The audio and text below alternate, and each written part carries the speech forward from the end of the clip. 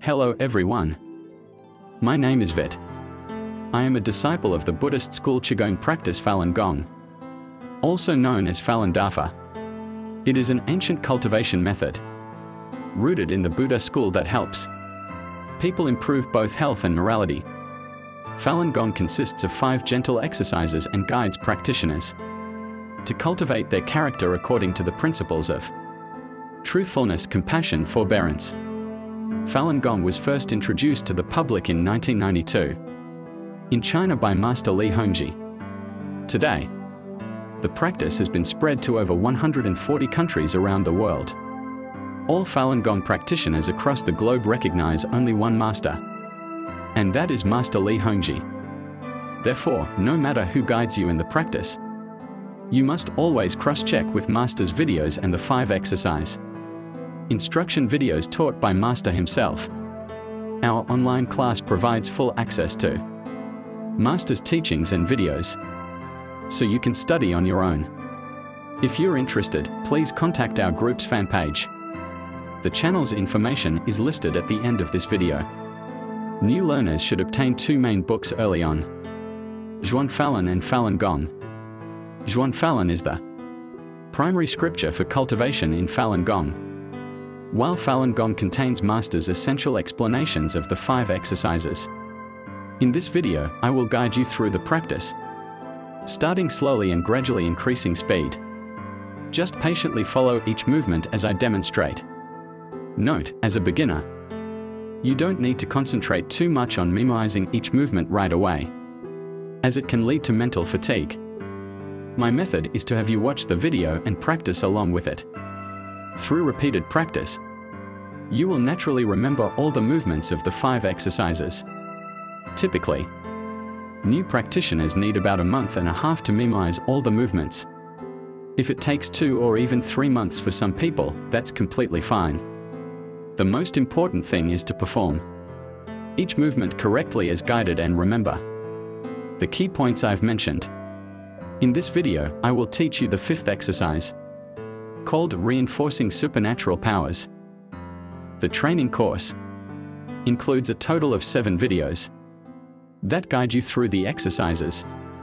The first 5 videos provide detailed instructions for each of the 5 exercises, and the remaining 2 are for practicing the exercises along with music. Once you have mastered the detailed instructions in the first 5 videos, you should move on to videos 6 and 7 to do the exercises with music. These 2 videos match the standard duration of practice at Falun Gong group practice sites worldwide. The video consists of the following parts: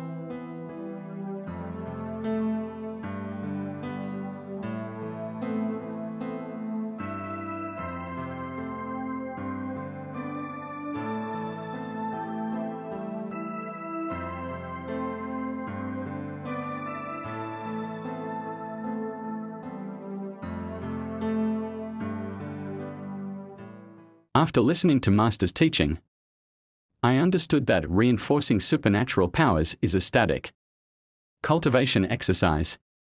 It is a practice that uses Buddhist mudras to rotate the Falun and reinforce supernatural powers, including both Gong Neng, supernormal abilities, and Gong Li, power of Gong. Reinforcing supernatural powers is a mid to high level exercise, originally a method from secret cultivation. This practice requires sitting in the full lotus position with both legs crossed.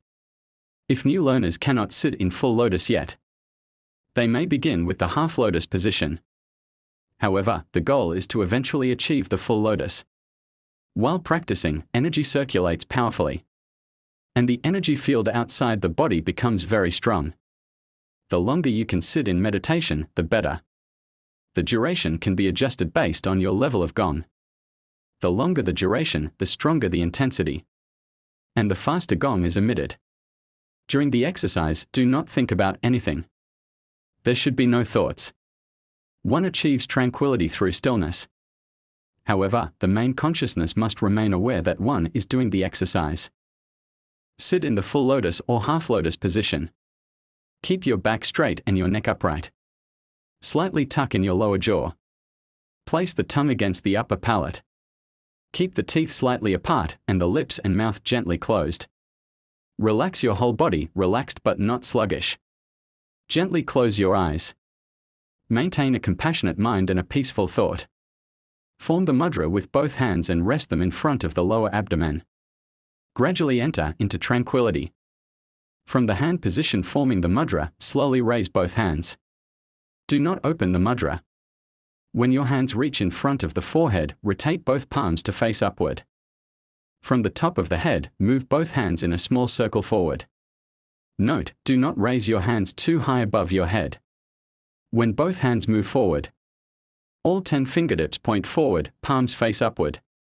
And both elbows are close to the chest. The hand posture at this moment resembles holding up something. Da Shou Yin consists of 4 movements. First movement, from the above hand position. Males move the right hand inward. And females move the left hand inward. At this point, both arms form a straight line in front of the chest. But the hands should not touch. Next, the inner hand moves downward. The other hand rises vertically with the palm facing upward. At the same time, the lower hand, which is facing down, flips over. Second movement, both hands switch positions at the same time. The upper hand moves inward, while the inner hand moves downward.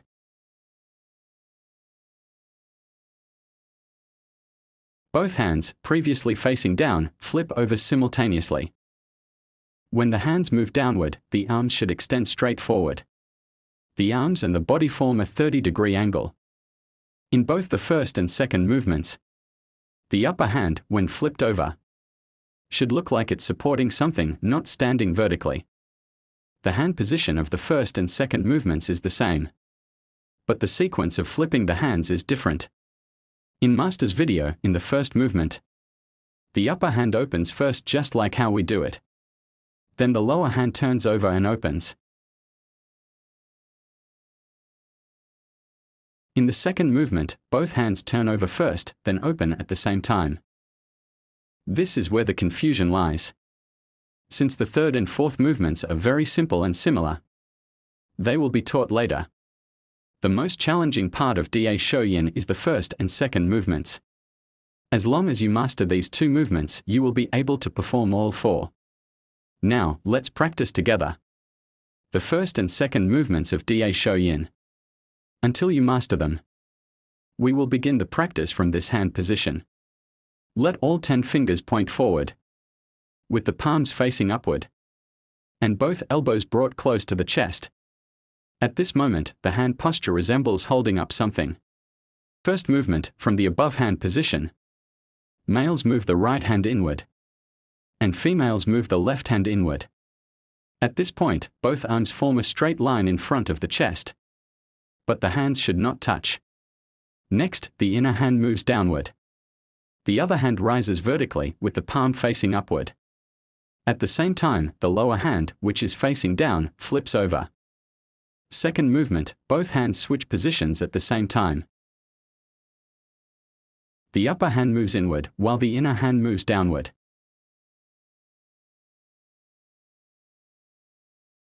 Both hands, previously facing down, flip over simultaneously. We will repeat the movement, starting from this hand position. First movement, from the above hand position. Males move the right hand inward, and females move the left hand inward. At this point, both arms form a straight line in front of the chest. But the hands should not touch. Next, the inner hand moves downward. The other hand rises vertically with the palm facing upward. At the same time, the lower hand, which is facing down, flips over. Second movement, both hands switch positions at the same time. The upper hand moves inward, while the inner hand moves downward.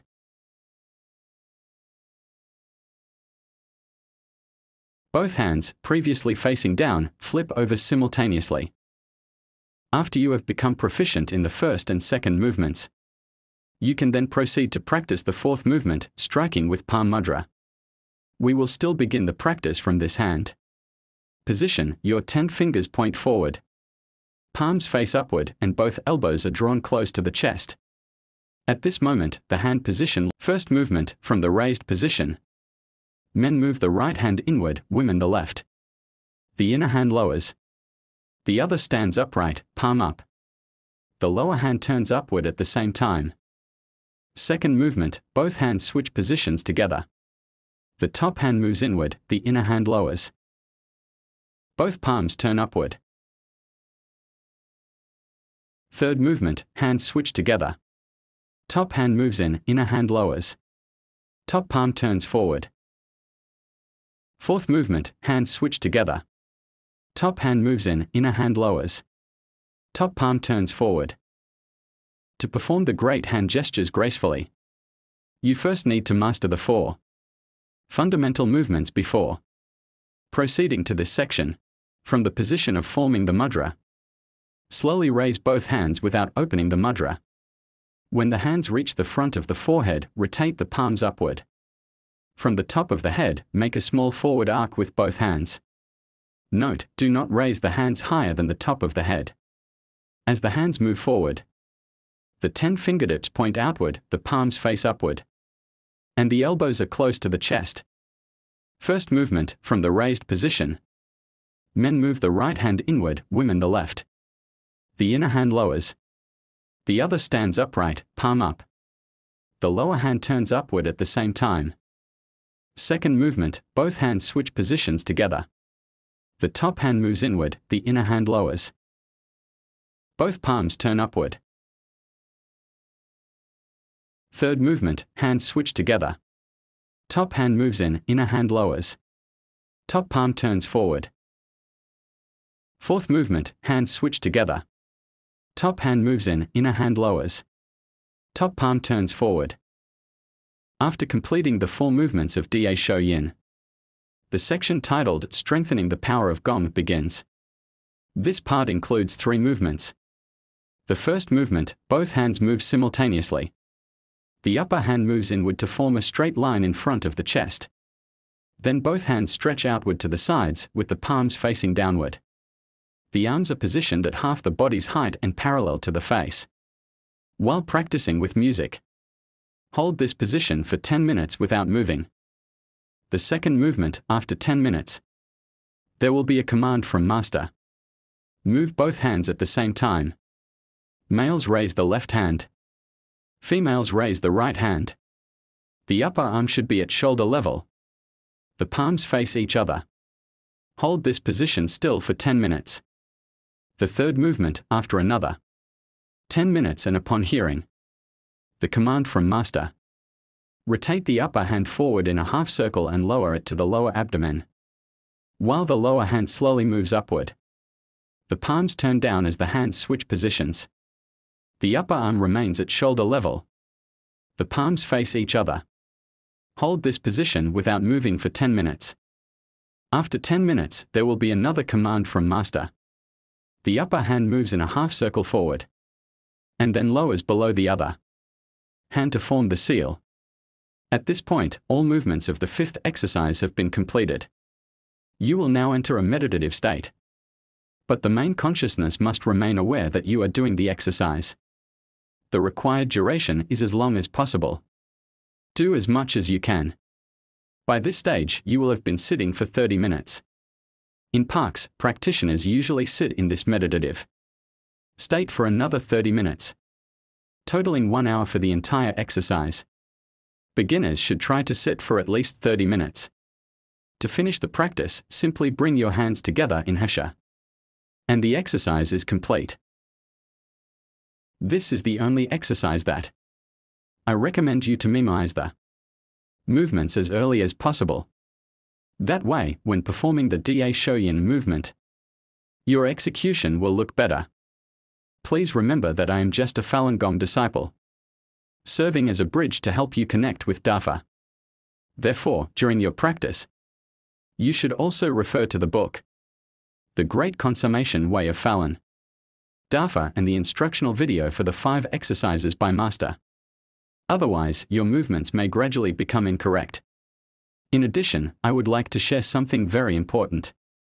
It concerns the tragic and heroic history of Falun Gong. Please make sure to watch the next video in full. For what purpose does the gentleman from Georgia seek recognition? Mr. Speaker, I move that the House suspend the rules and pass H.R. 4132 as amended. The clerk will report. H.R. 4132, a bill to provide for the imposition of sanctions with respect to forced organ harvesting within the People's Republic of China and for other purposes. Pursuant to the rule, the gentleman from Georgia, Mr. McCormick, and the gentleman from Arizona, Mr. Stanton, each will control 20 minutes. The chair now recognizes the gentleman from Georgia. I ask unanimous consent that all members may have 5 legislative aids to revise and extend their remarks and to include extraneous materials on this measure. Without objection. Thank you. I yield myself as much time as I may consume. The gentleman is recognized. Mr. Speaker, for decades, the House of Representatives has been raising alarms about the ghoulish organ harvesting perpetrated by the Chinese Communist Party. The People's Republic of China executes thousands of people a year, several times more than the rest of the world combined. But they hide those killings from outsiders, claiming that the execution information is a state secret. But behind that veil of secrecy lies a terrifying reality. For years, testimony and investigative reports have asserted that organs are forcibly harvested as part of an extremely lucrative trade in human organs, for transplantation into those in the good graces of the party and for those, including foreigners, willing to pay top dollar. As summarized in 2021 by United Nations human rights officials, and I quote, "Forced organ harvesting in China appears to be targeting specific ethnic, linguistic, or religious minorities held in detention, often without being explained the reasons for arrest or given arrest warrants." End quote. Falun Gong adherents and Uyghur Muslims in Xinjiang are among those reportedly targeted. Certain religions and ethnic minorities detainees are reportedly subject to non-consensual tests not required of other prisoners, such as blood tests, organ exams, and ultrasound scans, with the results being entered into a database of living organ sources.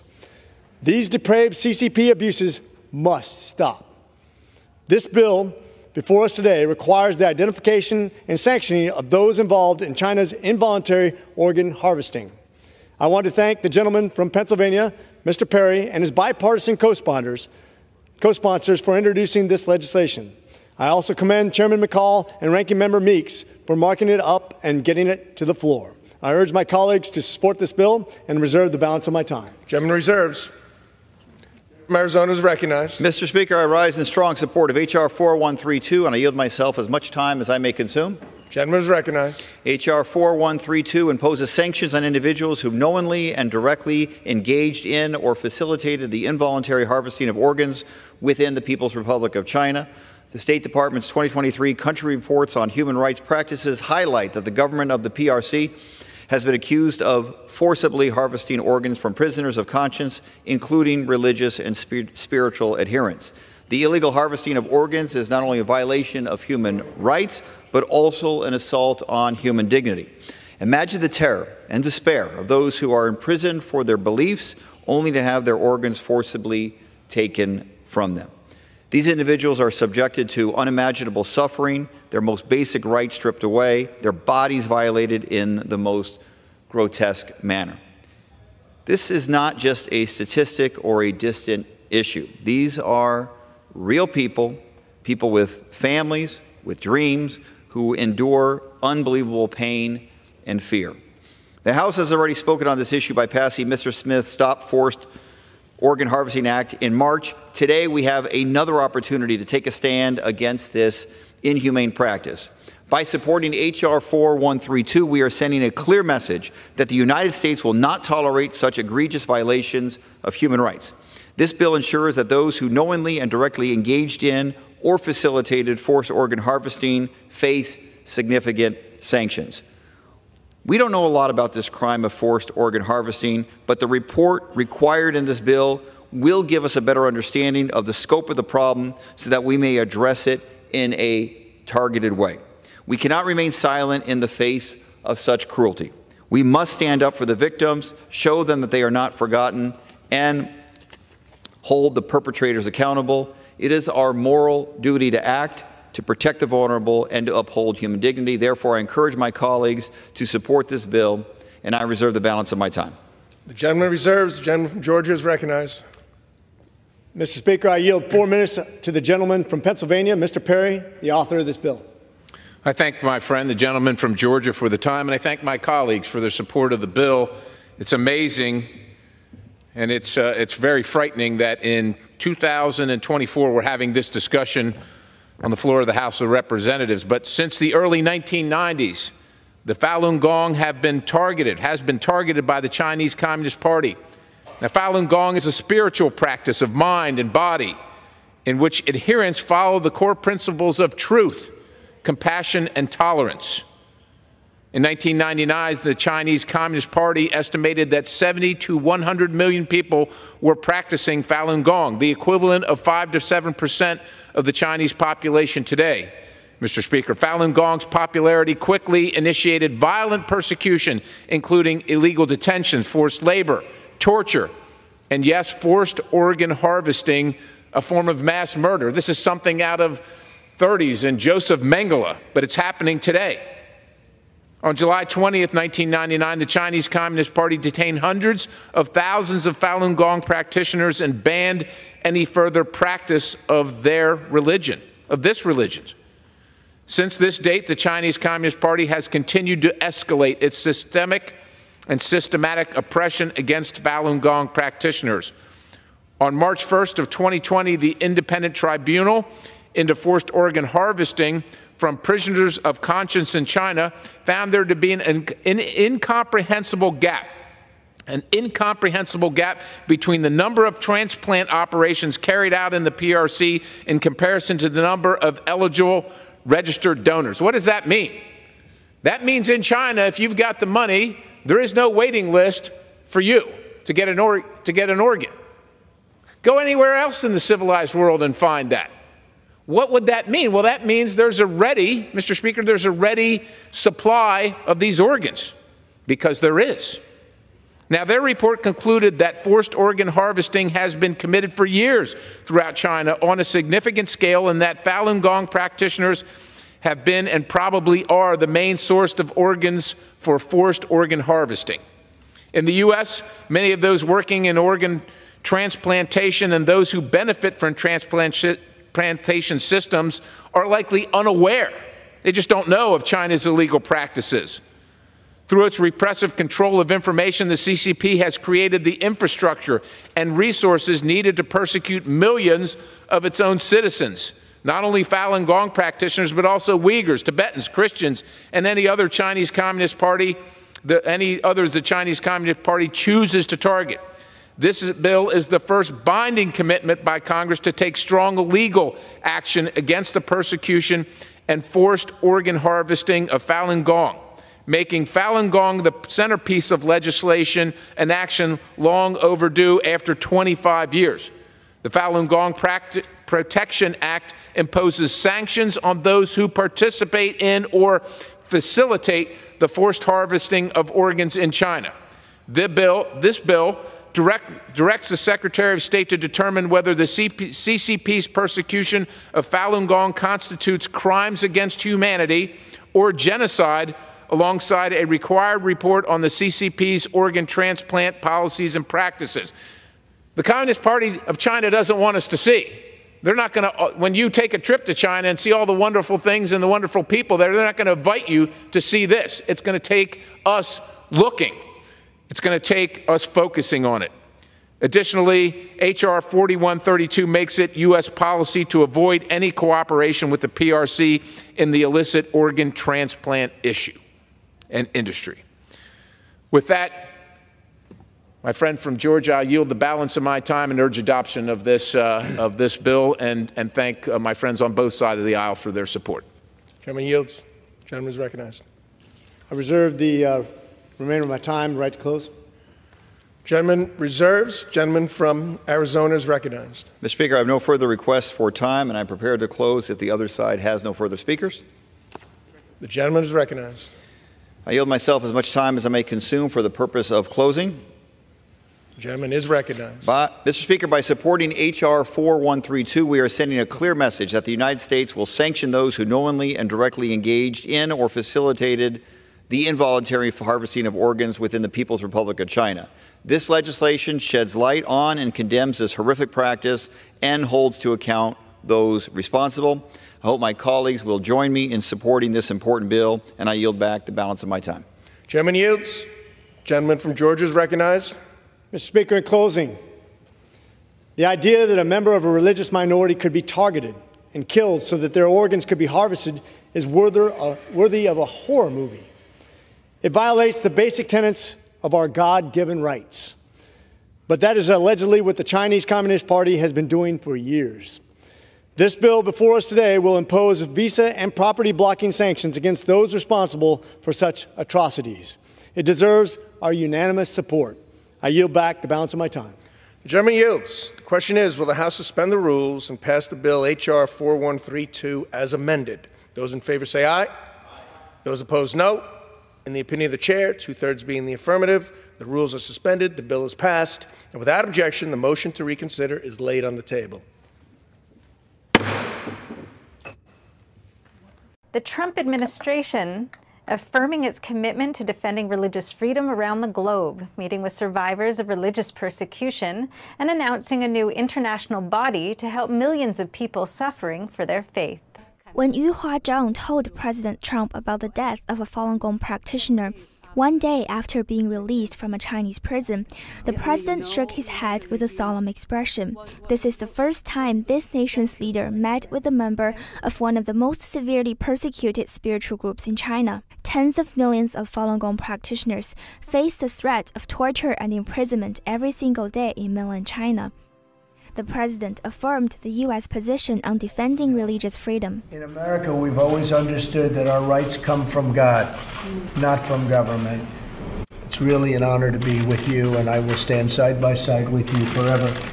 Yu Huazhang is one of the 27 survivors of religious persecution invited to Washington for the largest freedom of faith event in the world. Other survivors also include Christians, Druze, and Tibetan Buddhists. 4 of the 27 are from China. Zhang's husband, also a practitioner of Falun Gong, is currently detained in China's Suzhou prison. She herself was repeatedly tortured during her 7 years in Chinese prison and labor camps. I worry day and night about my husband. He could be tortured to death, like thousands of other Falun Gong practitioners have been. Secretary of State Mike Pompeo today also addressed the plight of the Chinese under the communist regime.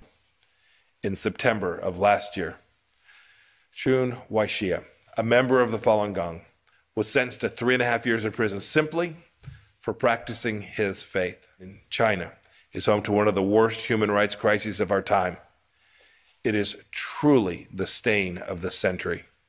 Pompeo also announced today the creation of a new international body to campaign for religious freedom. Beijing promptly responded to the president's meeting with survivors, accusing the U.S. of interfering in China's internal affairs. But survivors say persecution of faith is not an internal affair, and any government with compassion will voice concern over it. You don't have freedom to persecute others because of their belief. The Trump administration has been weighing sanctions against Chinese officials over persecutions in Xinjiang. That we will not turn a blind eye to their crimes. The American government has lately escalated its call for religious freedom in China. I want to take this opportunity to thank President Trump, Secretary of State Mike Pompeo, and U.S. Ambassador for Religious Freedom Sam Brownback for their recent admonishments to China regarding their continued atrocities toward Falun Gong adherents.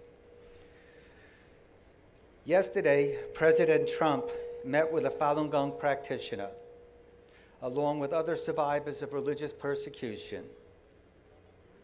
He stated, "Each of you has now become a witness to the importance of advancing religious liberty all around the world. During his unveiling of the State Department's annual report on global religious freedom in June, Pompeo reprimanded China for its staggering religious abuses and warned there will be consequences for governments that persecute religious believers. In his speech, he cited the plight of Falun Gong practitioners, Christians, and others. Brownback likewise called on all countries to condemn what China is doing in its war on faith and said, there is no more important a time for the United States to promote religious freedom than now. We could not agree more. In the last 20 years that the world has allowed the CCP to get away with murder, torture, and forced organ harvesting from prisoners of conscience, the horrors have only escalated. Every year that we gather here to commemorate this anniversary, I have to ask myself, how many years is enough? Enough time for the world to shake their disbelief, to get past their shock and horror, and actually do something about it. How many years of terror and cruelty is enough?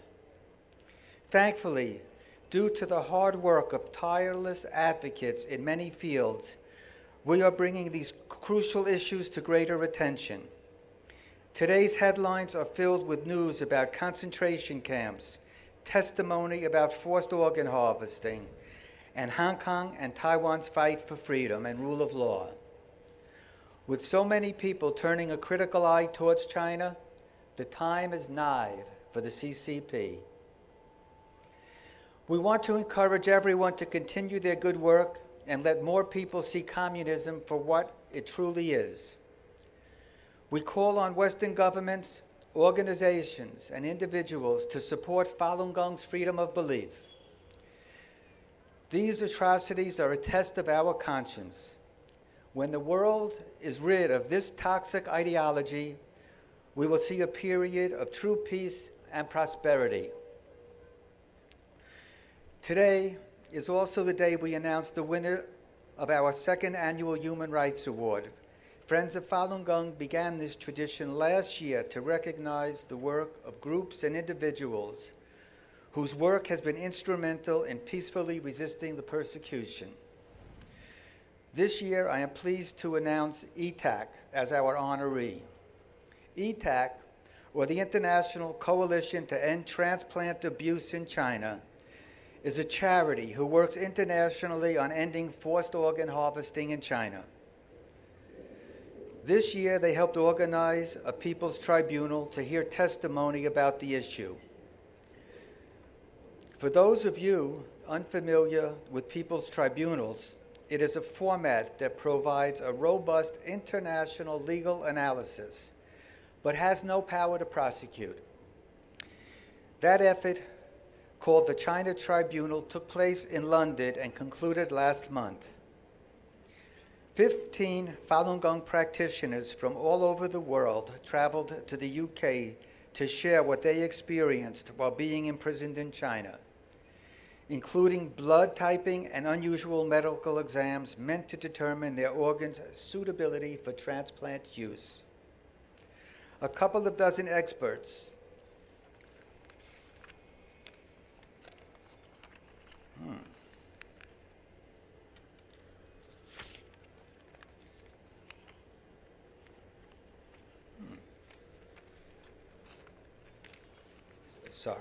A couple of dozen experts and researchers also gave their testimony. What resulted was a fairly full picture of China's transplant industry. On June 17, the tribunal concluded beyond reasonable doubt that in China, forced organ harvesting from prisoners of conscience has been practiced for a substantial period of time, involving a very substantial number of victims. Following this judgment, media attention on this issue reached unprecedented heights. In the days following the pronouncement, at least 100 reports came out from news outlets, large and small, all around the world. Many reports keep being published on the subject every day. This is the culmination of 2 decades of effort, Only by exposing the persecution will the Chinese regime see that there is no place to hide. Once the whole world says in unison that these atrocities are unacceptable, they will come to an inevitable end. So let's give a round of applause to the members of ETAC, as well as all the participants of the China Tribunal.